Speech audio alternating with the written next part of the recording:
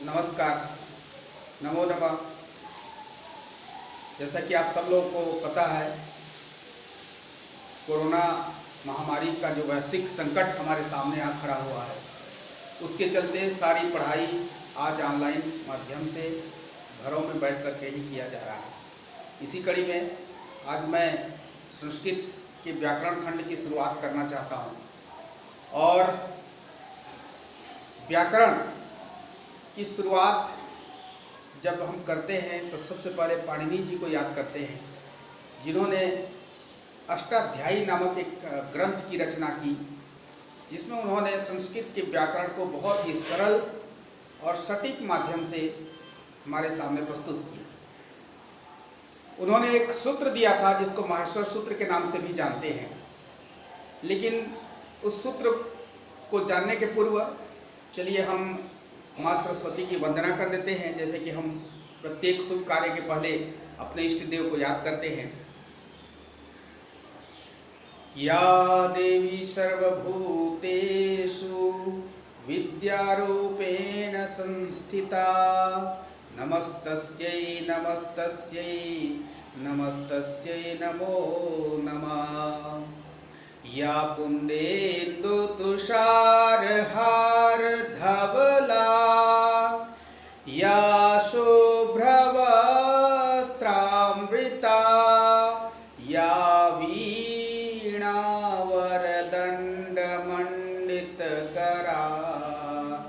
या श्वेतपद्मासना या ब्रह्माच्युत शंकर प्रभृतिभिर्देवैः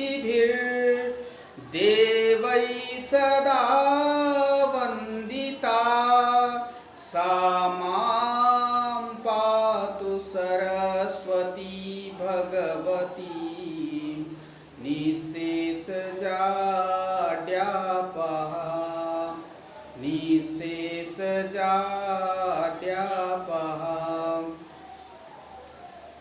पुनः आप सब लोगों का ऑनलाइन कक्षा में स्वागत, अभिनंदन।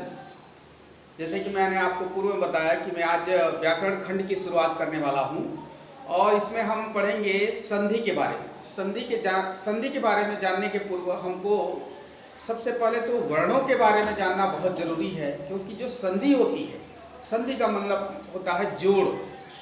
जहाँ पर दो चीजें आपस में जुड़ती हो उसको हम संधि कहते हैं। तो जैसे मैंने आपको बताया, व्याकरण में हमको वर्णों के बीच के जोड़ को समझना होता है, इसी को ही हम संधि कहते हैं। तो वर्ण जो होते हैं किसी भी भाषा में, वो दो प्रकार के होते हैं। पहला स्वर और दूसरा व्यंजन वर्ण। और इन दोनों वर्णों के अनुसार से संस्कृत भाषा में संधि को तीन भागों में बांट दिया गया है। पहला स्वर संधि, दूसरा व्यंजन संधि और तीसरा विसर्ग संधि। विसर्ग कोई वर्ण नहीं होता है, वह एक मात्रा होती है, जिसके बारे में हम बाद में और अध्ययन करेंगे। तो सबसे पहले हम संधि के बारे में जानें कि वर्णों के अतिशय समीपता को, अर्थात जब वर्ण आपस में एकदम से जुड़ जाते हैं तो उसको हम संधि कहते हैं।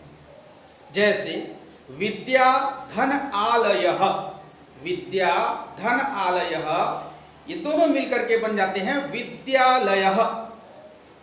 अब यहाँ पर हम देख रहे हैं कि विद्या, जिसका अंतिम जो वर्ण है वह आ है, और उसके बाद आलयः, आलयः में भी जो अंतिम शुरुआत का जो वर्ण है वह है आ।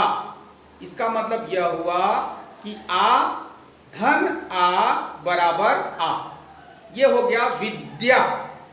इस तरह से हम देखें तो विद्या धन आलयः बराबर विद्यालयः हो जाता है।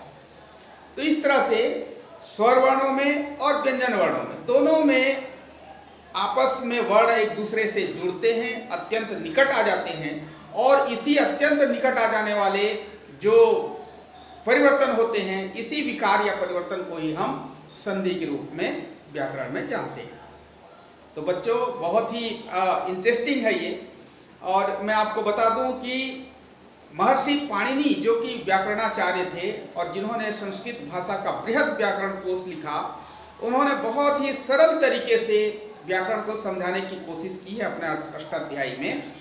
और हो सकता है आपको ये सूत्र थोड़ा कठिन लगे, किंतु फिर भी मैं चाहूँगा कि आप लोग यदि पाणिनि के जो 14 माहेश्वर सूत्र हैं, यदि आप उसको याद कर लेते हैं, उसको आप समझ जाते हैं, तो मुझे पूरा विश्वास है कि आप संस्कृत भाषा के व्याकरण को बहुत ही सरल और सुगम तरीके से सीख सकते हैं।